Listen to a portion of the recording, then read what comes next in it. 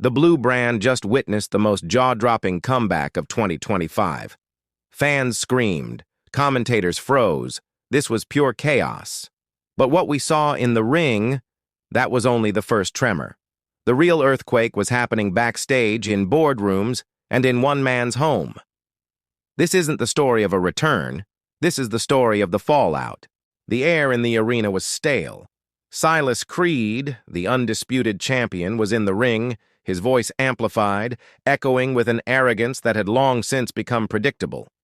He was mocking the past, as he always did, mocking the legends, mocking one name in particular, Cain, the architect Lazarus. He held the microphone, a smug smile plastered on his face, soaking in the chorus of boos. The crowd was playing its part, but they were tired. They thought they knew how this ended. Creed would raise his title, his pyro would hit, and the show would fade to black. The script was laminated. Then, a sound, not music. A sound like a high-frequency signal cutting through the broadcast. A sharp, electric static. The champion stopped talking. He looked confused, annoyed. The crowd's booing simmered, replaced by a low, confused murmur. The massive screen above the ring, which had shown Creed's face, flickered. Then it went black. A single symbol illuminated the darkness, an old, forgotten compass. A collective gasp, 15,000 people inhaling at once. It was a sound no one had heard in 10 years. The sound of impossibility. The lights went out. Not the planned, theatrical darkness, but a sudden, total void. A single spotlight, white and pure, hit the top of the ramp. And he was there. Not in a t-shirt, not as a guest. He was in his gear. He was home. The explosion was deafening. It wasn't just a cheer. It was a release. 10 years of waiting, of what-ifs, of accepting he was gone forever, all detonated in a single visceral roar. People were crying. Strangers were grabbing each other. But in the ring, Silas Creed was frozen. His arrogance shattered into a million pieces, revealing the pale, terrified young man beneath. On commentary, the professionals were silent. One of them had his hand over his mouth. The other had taken his headset off, as if he couldn't believe what his own ears were telling him. This wasn't part of the show. This couldn't be. Cain Lazarus didn't move. He just stood there, older, his hair grayer, the lines on his face deeper. He wasn't the superhero they remembered. He looked like a man who had been through a war. But his presence, it filled the entire arena, suffocating the champion. Lazarus slowly, painfully, walked down the ramp. Each step was deliberate. He climbed the stairs, stepped through the ropes, and stood face to face with the man who had built a career on his ghost. The crowd was a storm, but in the center of that ring, there was a terrifying, perfect silence. Lazarus never said a word. He didn't have to. The show cut to commercial, leaving the world hanging on a moment that felt more real than anything they had seen in years. Backstage, in the small, cramped area just behind the curtain known as the gorilla position, the machine had broken. Usually, this place is a chaotic ballet of producers, camera operators, and talent, all moving in sync. Tonight, it was a morgue. The video wall showed the same feed the world was watching. Wrestlers, his peers, men and women who had grown up idolizing him, stood paralyzed. Their own matches, their own stories, forgotten. They weren't performers. They were fans again. A producer was yelling into a headset, but his voice was trembling. "Who sanctioned this? Does anyone know he's here?" He screamed. No one answered. The head of the company was in his office, the door locked. The story was that he, too, was just watching the monitor, his face unreadable. This was not a planned surprise. This was an invasion. Schedules were worthless. The entire script for the rest of the night was torn up. The panic wasn't about the show, it was about the man. The medical team was scrambling. "He's not cleared," someone whispered. "He can't be cleared. That injury was final." The return wasn't a celebration. It was a crisis. A ghost was walking the halls, and no one knew if he was here to save the company or to haunt it. The moment the broadcast cut to black, the world's power grid seemed to divert to social media. The internet didn't just buzz, it fractured. The insiders, the journalists who built their reputations on knowing everything, were exposed. They had no answers. Their timelines were filled with three-letter words: wow. OMG, he's back. It was the first truly guarded secret in a decade. News organizations that didn't cover sports, let alone professional wrestling, were running the story on their main page. Retired legend makes shocking return. The speculation began immediately, a wildfire of theories. Was he back for one last match? Was he here to challenge Creed for the title he never lost? Or was he sick? Was this a dying wish? Every like, every retweet was a small piece of fuel added to an inferno of global curiosity. The company's stock, which had been stagnant, was suddenly trending. In bedrooms and boardrooms around the world, people were asking the same question, but for very different reasons. Why? Why now? What had forced a man who had chosen peace to return to the war he had barely survived? The world was desperate for the answer, unaware that the answer wasn't for them. What the fans didn't see was the drive to the arena. Cain Lazarus didn't fly in on a private jet. He drove himself in a 10-year-old truck, his knuckles white on the steering wheel. He'd been driving for 6 hours, in total silence. The roar of the crowd was the last thing he wanted. He came back because of the silence.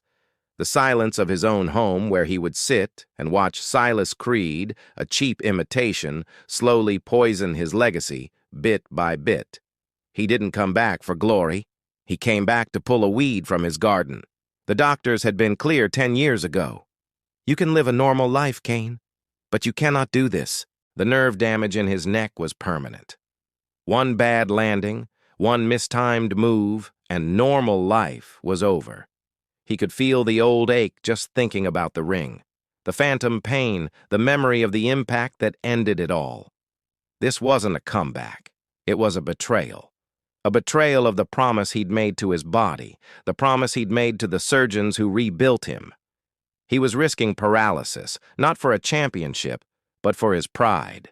And as he stood on that ramp, the roar of the crowd wasn't a welcome. It was a temptation, a siren song pulling him back toward the rocks. The hardest part of the night wasn't the stare down.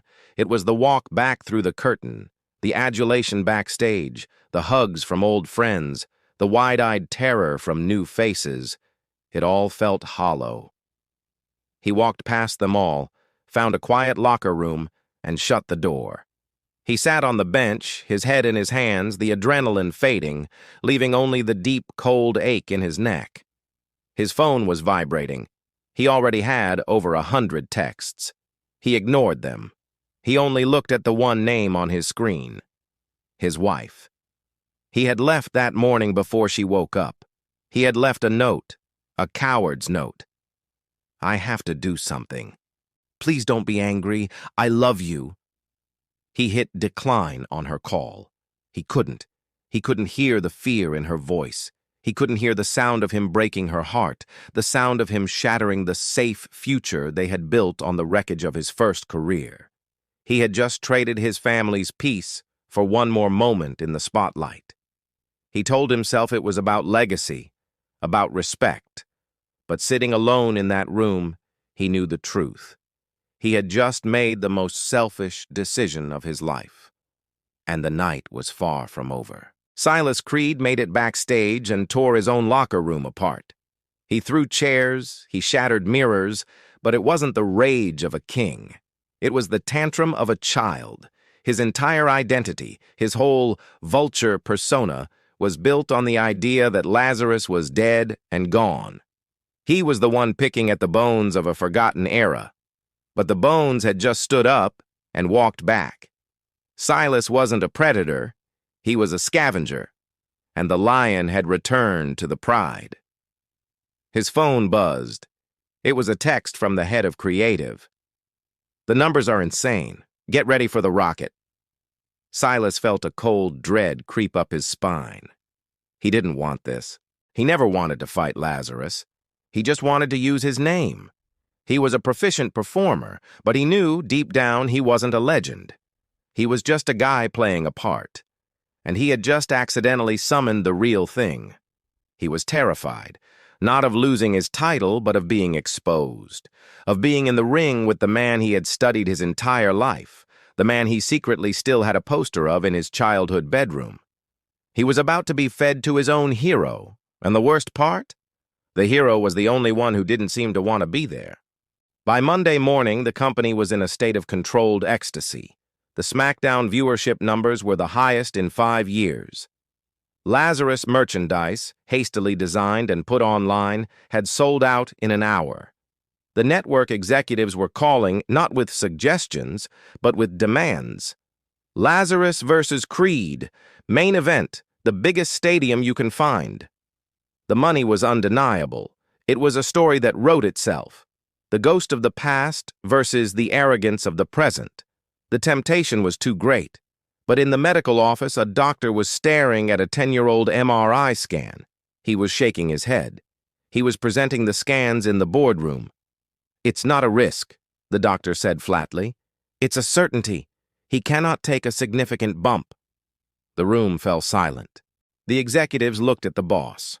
The boss looked at the numbers. They had a future superstar in Silas Creed, a man who could carry them for the next decade. But the past was more profitable. They had a moral, ethical, and medical obligation to protect Cain Lazarus. But they also had a fiduciary duty to their shareholders. The decision was made, unspoken. They would write the story. They would bill it as the final encounter. And they would all just pray that the man they were sending into battle wouldn't be leaving on a stretcher. The next Friday, the entire world was watching SmackDown. The arena was sold out, the energy electric. Everyone was waiting for the confrontation, the challenge, the first punch. The main event ended.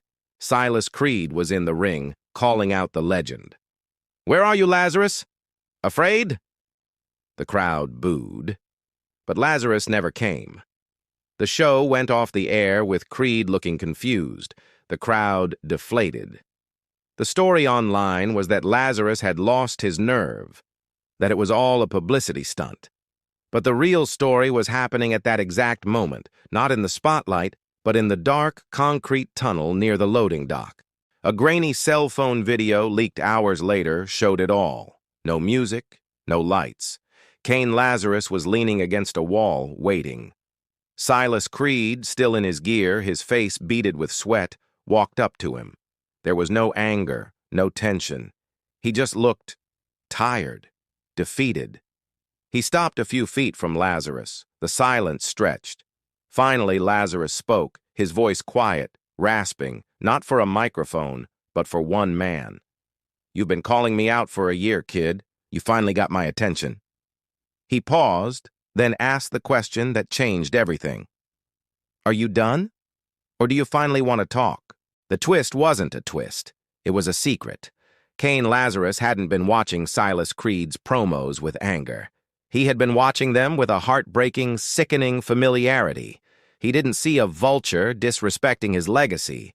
He saw a young man drowning. He saw the same pressures that had broken his own body 10 years ago. The endless road, the pressure to be more than human, the addiction to the crowd. Creed's disrespect wasn't malice. It was a flare, a desperate SOS from a man pretending to be a king but buckling under the weight of the crown. He was insulting the one man on earth who would understand the pain he was in.